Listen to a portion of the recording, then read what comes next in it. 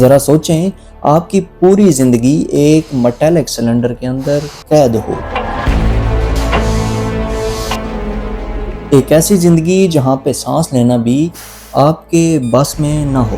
وہ بچہ جس کا جسم مفلوج تھا لیکن اس کی روح آزاد تھی، اس نے ہار نہیں مانی بلکہ اس نے ایک نئی تاریخ لکھی، زندگی کی، امید کی اور عزم کی۔ یہ کہانی ہے اس شخص کی جسے دنیا نے کہا دا مین ان دا آئرن لنگ۔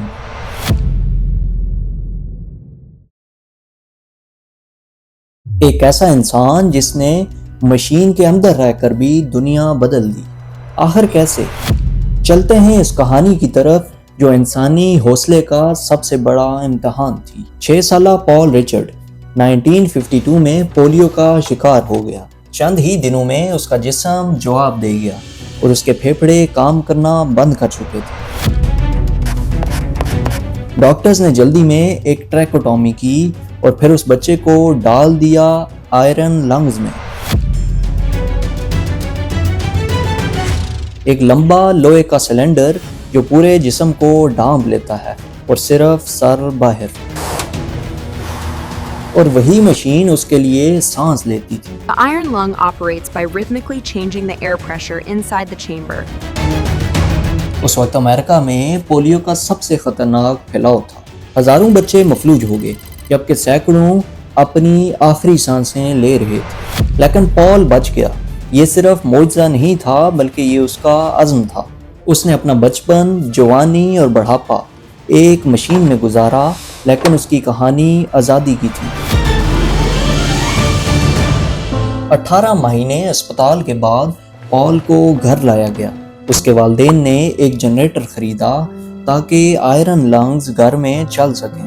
ایک عام سا بچہ جس نے اسکول جانا تھا، کھیلنا تھا، اب اپنی زندگی ایک میٹالک باکس میں گزار رہا تھا، لیکن اس کا دماغ اور اس کا حوصلہ کبھی بھی قید نہیں ہوا۔ وہ یاد کرتا ہے کہ میں نے ڈاکٹرز کو یہ کہتے ہوئے سنا کہ یہ بچ نہیں پائے گا۔ وہیں سے اس نے دل میں یہ فیصلہ کیا کہ میں زندہ رہوں گا۔ اس نے سیکھا فراگ بریتھنگ، ایک خاص طریقہ جس میں وہ زبان اور حلق کے ذریعے ہوا نگلتا تھا تاکہ آئرن لنگ کے بغیر چند منٹ گزار سکے۔ اس نے یہ سب ایک وعدے پر کیا کہ اگر وہ کامیاب ہو گیا تو اسے ایک عدد کتا دیا جائے گا۔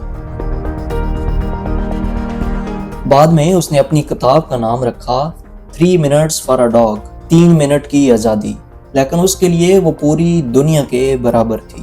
وقت گزرتا گیا اور پال کے خواب بڑے ہوتے گئے۔ اس نے بغیر کبھی کلاس میں جائے اپنا سکول مکمل کیا، پھر یونیورسٹی آف ٹیکساس سے گریجویشن اور لا کی ڈگری حاصل کی۔ سوچئے ایک ایسا شخص جو گردن سے نیچے مکمل مفلوج ہو، عدالت میں وکیل بن کر کھڑا ہو، سوٹ، ٹائی اور عزم کے ساتھ، and every right that comes with it. وہ اپنی مشین کے اندر سے زندگی کے لیے جنگ لڑ رہا تھا۔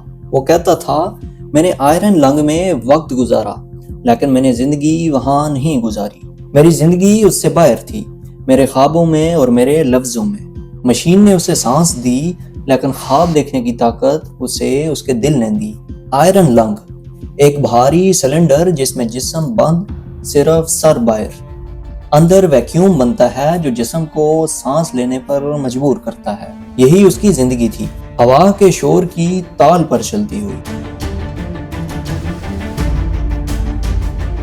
وقت گزرا، باقی دنیا بدل گئی۔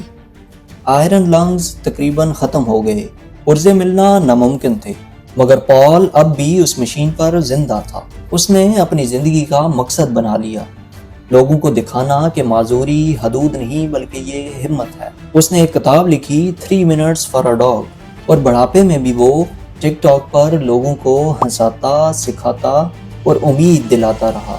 مگر زندگی ہمیشہ اس کے لیے آسان نہیں رہی۔ فروری 2024 میں پول کو ہوا کووڈ-19، وہ بیماری جس نے سانس چھینی اس انسان کے لیے جس کی پوری زندگی سانس پر منحصر تھی۔ 11 مارچ 2024 کو وہ دنیا سے رخصت ہو گیا۔ عمر تھی 78 سال۔ اس نے تقریباً 72 سال آئرن لنگ کے اندر گزارے۔ دنیا میں سب سے طویل عرصہ کسی مشین کے ساتھ زندہ رہنے کا ریکارڈ۔ لیکن یہ صرف ایک ریکارڈ نہیں تھا، یہ ایک سبق تھا کہ قید جسم کی ہو سکتی ہے، روح کی نہیں۔ دنیا نے کہا وہ نہیں کر سکتا، اور اس نے دنیا کو غلط ثابت کر دیا۔ آج پول کی کہانی ہم سب کے لیے ایک آئینہ ہے۔ سانس لینا، چلنا، جینا، یہ سب ہمارے لیے معمولی باتیں ہیں، اور اس کے لیے ہر لمحہ ایک معجزہ تھا۔ اس نے اپنی زندگی کو مشین کی قید نہیں بننے دیا۔ اس نے قانون پڑھا، لوگوں کے حقوق کے لیے آواز اٹھائی، کتاب لکھی اور ہزاروں دلوں کو چھوا۔ اس نے کہا تھا میں خود کو ہمیشہ ایک نمائندہ سمجھتا تھا، کیونکہ میں وہ واحد بچہ تھا جو ابھی بھی باہر کی دنیا میں زندہ تھا۔ وہ دراصل ان سب کے لیے جیا جو بول نہیں سکتے اور جو چل نہیں سکتے مگر خواب دیکھ سکتے ہیں۔ اس کا آخری پیغام تھا Being positive is a way of life for me، یعنی مثبت رہنا صرف سوچ نہیں، زندگی گزارنے کا ایک طریقہ ہے، اور شاید یہی اس کے لیے سب سے بڑی سانس تھی، امید کی سانس۔ امید ہے آپ کو یہ ویڈیو پسند آئی ہوگی۔ اس طرح کی مزید ویڈیوز دیکھنے کے لیے ہمارے چینل کو سبسکرائب کریں۔